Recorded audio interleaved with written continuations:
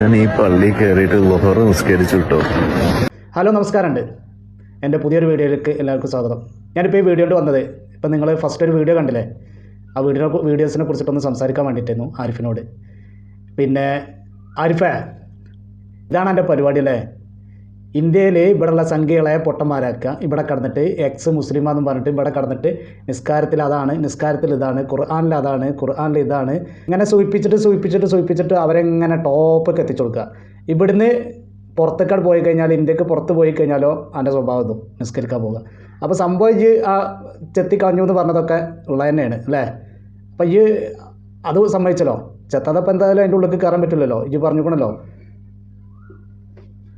അപ്പോൾ പിന്നെ ആരിഫിൻ്റെ ശരിയായ സ്വഭാവങ്ങളും കാര്യങ്ങളും സംഖ്യകൾക്ക് പിടുത്തം കിട്ടിയിട്ടുണ്ടാവുമെന്ന് കരുതുന്നു. കണ്ടവർക്ക് ഒരുപാട് ടീംസുകൾ ഈ വീഡിയോ ഇട്ടിട്ടുണ്ട്. അപ്പോൾ കണ്ടതിൽ മനസ്സിലായിട്ടുണ്ടാവും ആരിഫിൻ്റെ തനി സ്വഭാവം എന്താണെന്നുള്ളത്. ഇവന് ഇവിടെ ഒന്ന് പറയുക, അവിടെ ഒന്ന് പറയുക, എന്നിട്ട് ഇവിടുന്ന് പുറത്തേക്ക് കടന്നു കഴിഞ്ഞാൽ വേറെ ആളാകുക. അതായത് പിന്നെ ഈ ചാണകസംഖ്യകളായിട്ടുള്ളവർ ഇന്ത്യയിൽ മാത്രമേ അവർക്ക് വിലസാൻ പറ്റുന്നുള്ളൂ. പുറത്ത് കടന്നു കഴിഞ്ഞാൽ ഇസ്ലാമിന് തന്നെയാണ് ശക്തി കൂടുതലുള്ളത്, പിന്നെ ജൂതന്മാരാണുള്ളത്, ക്രിസ്ത്യാനികളാണുള്ളത്. അവിടെ ഒന്നും ചാണകസംഖ്യ എന്ന് പറഞ്ഞിട്ടൊരു സാധനം അവിടെ ഒന്നും ഇല്ല, ഇന്ത്യക്ക് പുറത്തൊന്നുമില്ല.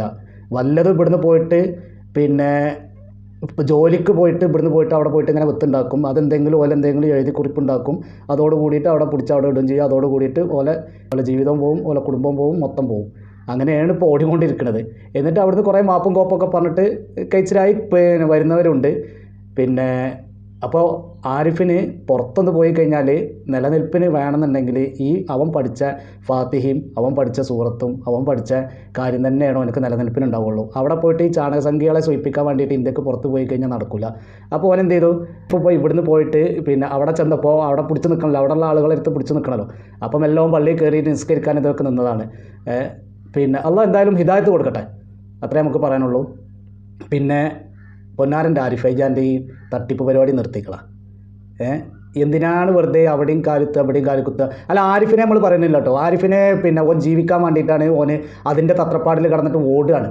അതിൻ്റെ ഇടയിൽ ആരെയാണോ സൂചിപ്പിക്കേണ്ടത്, പിന്നെ ജീവിക്കാൻ വേണ്ടിയിട്ട് തന്നെയാണ് ആരിഫും കടന്നിട്ട് തത്രപ്പാടിലാണ് ഓടിക്കൊണ്ടിരിക്കുന്നത്. ഓനിപ്പോൾ ഒരു ഹോമിയോ ഡോക്ടറാണെന്നൊക്കെ പറഞ്ഞിരുന്നു. അപ്പോൾ അതിലിപ്പോൾ നിന്ന് കഴിഞ്ഞാൽ ഇപ്പോൾ എത്രയെന്നുള്ള ഓനക്ക് ഊഹിച്ചാൽ ഓനക്ക് കിട്ടുന്നുണ്ടാവും. അപ്പോൾ അതൊന്നും പിന്നെ സംഖ്യകളെ സൂചിപ്പിച്ചു കൊടുത്താലാണ് ഓനക്ക് കാര്യങ്ങൾ നടക്കുക. വീഡിയോ ചെയ്ത് കഴിഞ്ഞാലും ഈ സംഖ്യക്കൂട്ടങ്ങൾ വന്നിട്ട് ഇവൻ്റെ എന്തെങ്കിലും കൊത്തിപ്പെറുക്കാൻ കിട്ടും, എന്തെങ്കിലും ഈ പ്രാക്കൾക്ക് തീറ്റിട്ട് കൊടുക്കണ പോലെ എന്തെങ്കിലുമൊക്കെ നുള്ളിപ്പെറുക്കാൻ കിട്ടുമെന്ന് കരുതിയിട്ട് ഓടിപ്പാഞ്ഞ് വരുന്നവരുണ്ട്. അപ്പോൾ അവരെന്ന് അങ്ങോട്ട് സൂചിപ്പിക്കും ചെയ്ത് കഴിഞ്ഞാൽ എന്തായി, ഒറ്റങ്ങൾ ഷെയർ ചെയ്ത് അത് ആ വീഡിയോ അങ്ങോട്ട് ടോപ്പൊക്കെ അങ്ങോട്ട് കയറി പോവുകയും ചെയ്യും. അപ്പോൾ ഞാൻ വീഡിയോ കൂടുതൽ പരത്തുന്നില്ല. അപ്പോൾ ആരിഫിൻ്റെ തനി സ്വഭാവം നിങ്ങൾക്ക് മനസ്സിലായില്ലേ? ഇവിടെ നിങ്ങൾ